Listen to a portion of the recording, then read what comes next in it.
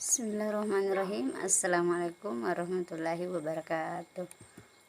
Perkenalkan, nama saya Ulfa, NIM 21 20 20 388 610 8046, semester 1, program pasca sarjana studi pendidikan agama Islam, Fakultas Tarbiyah, Institut Agama Islam Negeri Parepare.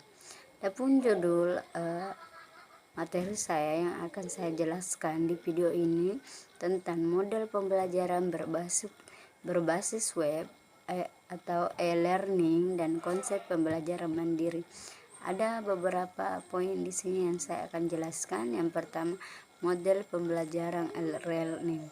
Jadi yang pertama, implementasi pembelajaran berbasis web. Model pembelajaran dirancang dengan mengintegrasikan pembelajaran berbasis web dalam program pembelajaran konvensional tatap muka. Proses pembelajaran konvensional tatap muka dilakukan dengan pendekatan Student Center Learning atau SCL. Melalui kerja kelompok, model ini menuntut partisipasi peserta didik yang tinggi. Poin yang kedua, untuk merancang dan mengimplementasikan pembelajaran berbasis web, langkahnya adalah sebagai berikut. Yang pertama, sebuah program pendidikan untuk meningkatkan mutu pembelajaran di lingkungan kampus dengan berbasis web. Program ini dilakukan idealnya selama 5-10 bulan dan dibagi menjadi 5 tahap. Tahap 1 dan 3 dan 5 dilakukan secara jarak jauh dan untuk dipilih media web sebagai alat komunikasi, sedangkan tahap 2 dan 4 dilakukan secara konvensional dengan tatap muka. Yang kedua, menetapkan sebuah mata kuliah pilihan di jurusan pembelajaran dengan tatap muka dilakukan secara rutin tiap minggu pada 7 minggu pertama. Setelah itu, tatap muka dilakukan setiap 2 atau 3 minggu sekali. Poin yang ketiga yaitu interaksi tatap muka dan virtual.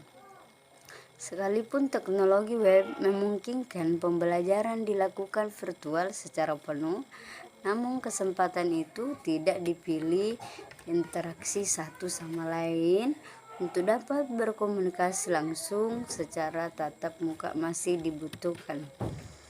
Yang keempat, pemanfaatan internet sebagai media pembelajaran.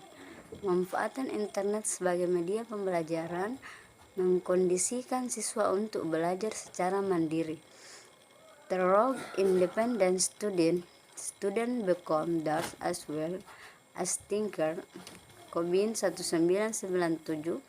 Para siswa dapat mengakses secara online dari berbagai pustakawan, museum, database, dan mendapatkan sumber primer tentang berbagai peristiwa sejarah, biografi, rekaman, laporan, dan statistik.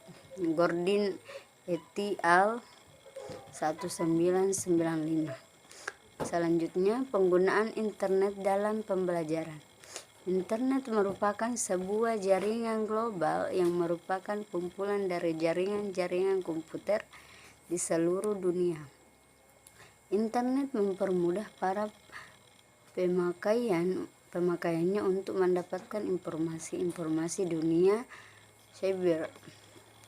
Lembaga-lembaga milik pemerintah dan institut pendidikan dengan menggunakan komunikasi komputer yang terdapat pada komputer seperti Transmission Control Protocol atau TCP.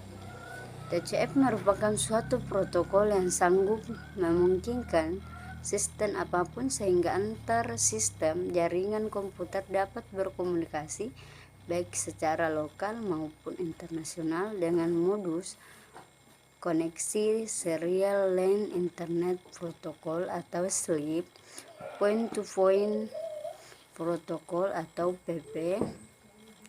Tahun 1983 merupakan tahun kelahiran internet yang ditandai dengan adopsinya Transmission Control atau TCP sebagai standar bagi ARPANET protokol yang lainnya adalah IP atau Internet Protocol. Selanjutnya, internet sebagai sumber belajar. Peranan internet dalam pendidikan sangat menguntungkan karena kemampuannya dalam mengelola data dengan jumlah yang sangat besar. Teknologi sudah menjadi jaringan komputer tersebut di dunia yang dapat berfungsi dengan baik jika didukung oleh perangkat komputer dengan perangkat lunak yang baik dan dengan guru yang terlatih baik. Menggunakan internet dengan segala fasilitasnya akan memberikan kemudahan untuk mengakses berbagai informasi untuk pendidikan yang secara langsung dapat meningkatkan pengetahuan siswa bagi keberhasilan dalam belajar. Selanjutnya, internet untuk manajemen pembelajaran. Learning Management System atau LMS atau Content Management System CMS dikenal sebagai Virtual Learning Environment VLE, merupakan aplikasi perangkat lunak yang digunakan oleh pendidikan baik di sekolah ataupun perguruan tinggi atau universitas sebagai media pembelajaran online berbasis web. Dengan menggunakan CMS, dosen atau guru dapat mengelola program atau kelas dan bertukar informasi dengan siswa. Hal ini untuk memicu fenomena information superhighway. Selanjutnya, pemanfaatan learning untuk pembelajaran. Yang pertama, pembelajaran lebih realistis dan kontekstual. Yang kedua, penggunaan media e-learning sangat efisien dan efektif. Yang ketiga, penggunaan e-learning bisa menghemat biaya. Yang keempat, e-learning sebagai sumber belajar. Yang kelima, berfungsi sebagai media pembelajaran. Yang keenam, membuat siswa lebih peka terhadap kemajuan teknologi. Yang ketujuh, memudahkan pelaksanaan ujian nasional. Yang kedelapan, pembelajaran lebih menyenangkan. Selanjutnya, yang kedua itu model pembelajaran mandiri. Bagiannya, pengertian model pembelajaran mandiri.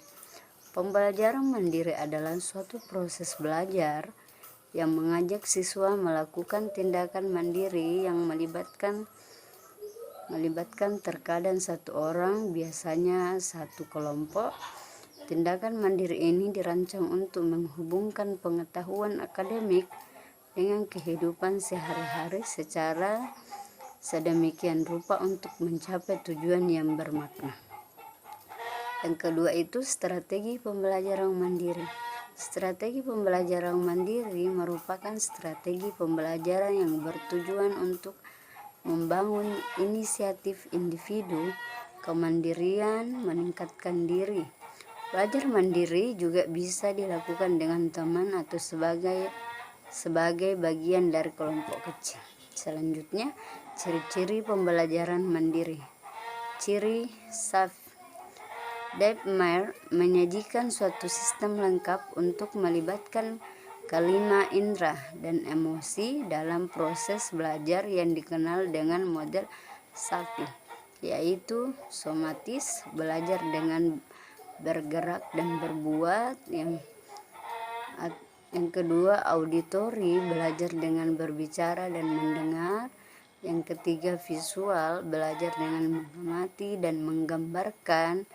Yang keempat, intelektual, belajar dengan memecah masalah dan menerangkan. Ciri master. Ross dan Nicole memperkenalkan satu model belajar yang dikenalkan dengan kata master, yaitu mendapatkan keadaan pikiran yang benar. Yang kedua, IQ, memperoleh informasi yang terdiri dari gagasan inti.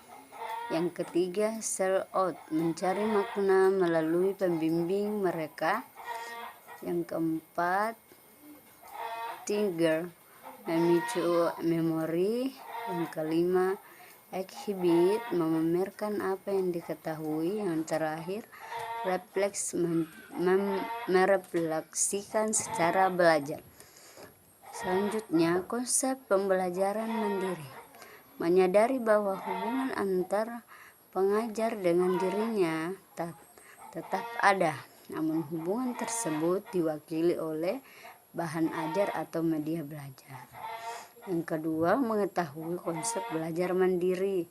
Ketiga, mengetahui kapan ia harus minta tolong, kapan ia membutuhkan bantuan atau dukungan.